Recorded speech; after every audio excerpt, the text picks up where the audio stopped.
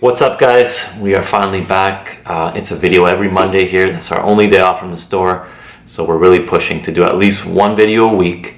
We want to do two, but it's been pretty busy lately, so just bear with us during this time while we every Monday we come out with a new video. This is it. And this week seemed to be super long for some reason to get to Monday. I don't know why, but yeah, we take one day off. It's like a light at the end of the tunnel, so we want to get started here. I'm Ray, this is Felicia. We opened the grocery store about 2.5 years ago. If you're into small business or entrepreneurship or personal finance, that's what our channel is about. We hope you hit the like button to support our small business, and if you're into any of this, please consider subscribing. So we often get asked what led us to opening up our business. It was kind of like a plan that we had for a few years before we actually opened. Mostly his idea. It's something that he's wanted to do for a long time. A little backstory on us. We actually come from the educational field, so we are both certified teacher and EA, and we could have been making a lot more money doing that, but instead we went the route of opening our own business. Teachers in Canada get paid very, very well. EAs get paid decently as well. And opening our own grocery store went against the grain with pretty much everyone's opinion. You know, even our parents were very, very, kind of concerned on, are you going to be able to make a living doing this? It's so high risk. Anything food related in business is very high risk. And we pushed forward, it's our life to live. We wanted to experience it and try it ourselves. And here we are today, 2.5 years later. We're not making quite the salary as a teacher in Ontario. But slowly we are expected to hit those numbers and live a very comfortable lifestyle just based on this one store alone. So we always encounter people, whether it be online or offline, that have so many ideas of things they dream about doing, or starting a business, or coming out with a new product, and they never fully take that step because there's always something restricting them. It's not the right time, they don't have the money. But it's up to you to find a way to make that happen for yourself. We were not rich. We didn't really have much money before starting. We started with what we had and we built from there. It's not rocket science on how to start a business, and there's no perfect time. So that's why you have to make it the perfect time, I guess. Is that corny? No, it makes sense. So opening your own business is, of course, very scary.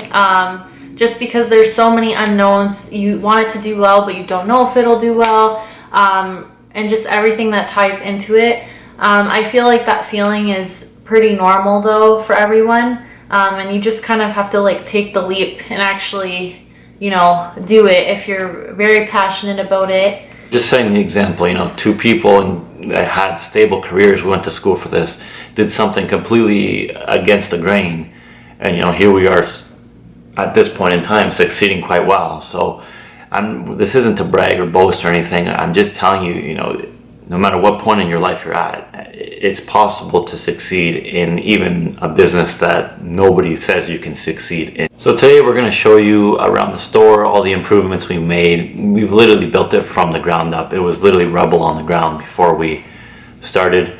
And today we're slowly making a decent salary. By no means are we're going to be rich from this store, but that's not the intention. We're here to make our money, invest it elsewhere, make some more money, and just keep building from there. We have so many ideas on what we want to expand into eventually, not just the grocery business, but with properties and other type of businesses that. It's a long-term game. Yeah, it's exactly. A long-term game. There's no quick way to make money. If anyone is telling you that, they're lying to you. So I guess that's an example of how long it actually took to really make some money with our store. I mean, we're almost at 3 years, and we're finally making a comfortable salary for ourselves.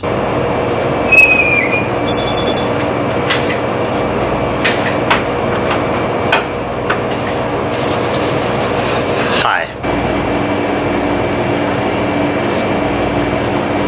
So, welcome to our store. It was a long day of inventory, and we are finally getting down to the end of it. Felicia's pricing the last few, maybe 100 items, putting things in the coolers, putting things on the shelves, pricing everything, updating our computers. There truly isn't many days off. You know, as teachers, we have the summers off, the weekends off. You do have work to take home as a teacher that you wouldn't have here, but it's a different kind of work here. You know, the ordering never ends. Just like a teacher, the marketing probably never ends, and the planning never ends. But you know, this is a whole different animal, and we're here to take it on. So being an entrepreneur rather than having a stable career as a teacher obviously comes with loads of risks that you already know.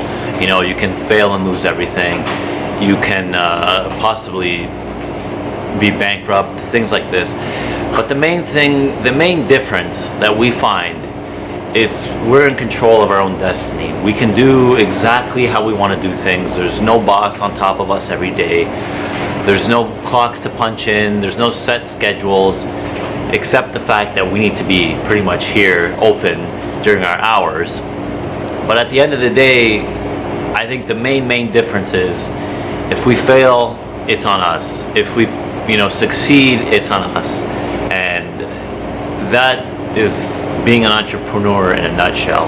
We're gonna turn some lights on here so we can actually show you the store that we built out. All right. A lot of these counters are empty right now because it is a day off, so we take all the perishables down and put them in coolers and bring them back out, you know, for another business day. Today was a day off, so there's going to be some empty shelves. So if you haven't seen any of our other videos, we essentially invested $80,000 into the store before even opening. We built out everything ourselves. We bought equipment, used, saved some money here and there, but essentially total investment was about $80,000.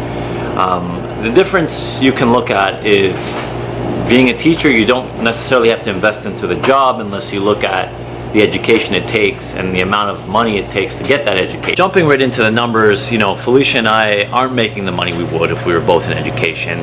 You know, a starting teacher in Canada probably makes around $50,000 a year. An EA probably makes around $30,000. So that's a combined salary of about $80,000. And I'm quite open with financials on this channel. I can tell you guys, you know, I'm open about our sales, I'm open about our, you know, monthly profits, our monthly revenues, and our salaries as well. And openly speaking, I can tell you that Felicia and I probably take about $30,000 each as a salary from this store. We work a lot more hours than we would if we were teachers. And that's okay. You know, we're building something, and I understand it's going to take a lot of time, and we're even happy to be taking any money after such a short amount of time in business. Truthfully speaking, our salary is a little bit lower. I thought it would be much lower at this current time, but looking at it, it's about a $20,000 difference. You know, teachers, or if we were both teachers, it'd be $80,000. At this point in time, we're both taking about $30,000 from this business, so $60,000 and $80,000. But if you're in a small business and you run it yourself, there's a lot of benefits that come with it, if you know what I mean. There's a different style of benefit that you can really help your salary, we'll say, if you're in a small business, if you know what I mean. One main example is we don't really ever have to pay for groceries. Anything that, you know, is starting to go, we take home. Anything we want to try, we take out of the store. You know, it's our money that we're investing, it's our money that we're spending, so if we want food off the shelves, there's no issue for that. When we do have more employees, then I imagine it sets a good example if we pay for all of our items rather than take them off the shelf and go eat them. However, at this point we have about 2 employees and they're very part-time, so it's not a big deal yet. To make the argument of entrepreneurship being a good path for us, regardless of the risk we took and kind of left our careers, is the sky is truly the limit in the financial side of things for this business.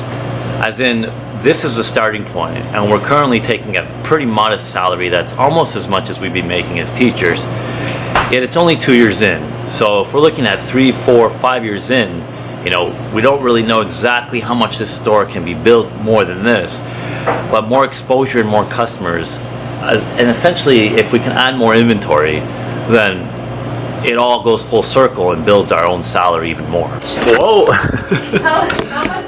Once you get a taste of making money for yourself and getting what we call stranger money around here, when people that aren't related to you, that are not family, that are paying you money for products that you invest your money into, then it literally becomes an addiction on being an entrepreneur and finding other ways to make even more money.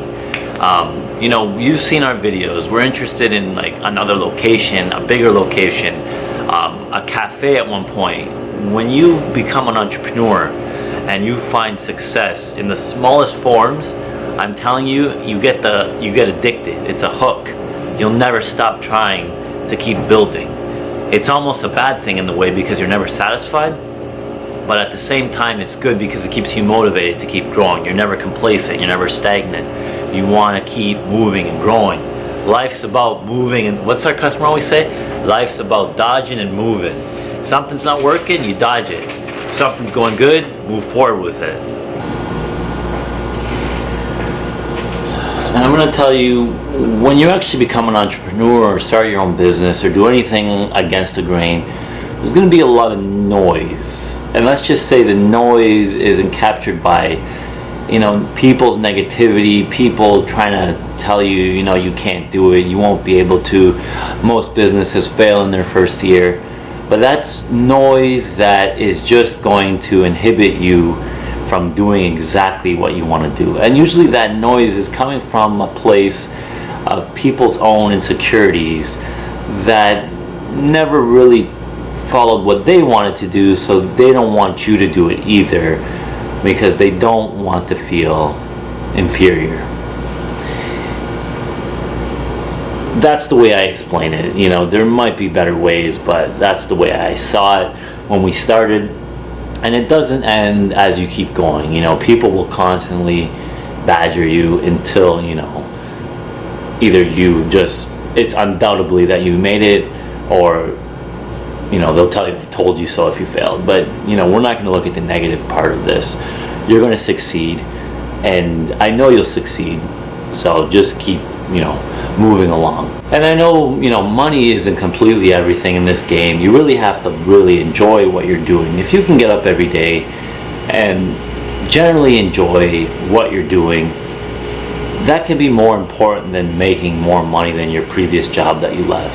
But I do promise you, once you become, a small business owner or an entrepreneur, when you start making that money, yourself, that you earned it, you'll feel more of an achievement, that you've made it, you've done it. You see people, using your product or coming into your store so naturally when it was nothing before you started.